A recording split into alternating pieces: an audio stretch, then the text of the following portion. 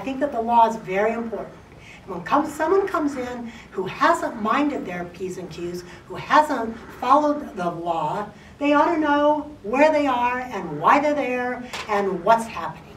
And I think that as much as we have done here, which is, I'm saying is a great job, it still doesn't give the feel of this being a place where you can be sentenced to jail.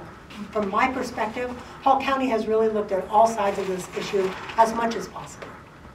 So to me, this is great temporary space.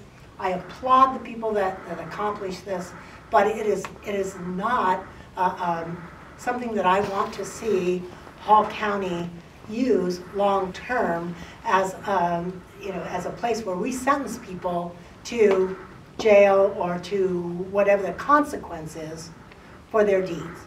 There's transporting files back and forth, there's staff having to come back and forth, which creates delays and other issues for the court staff.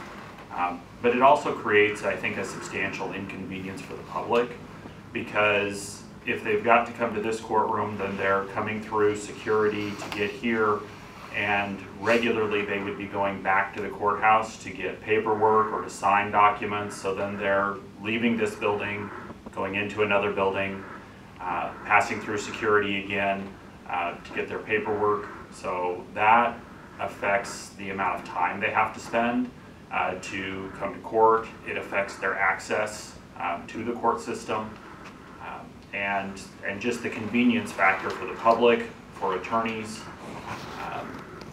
obviously for the sheriff's office.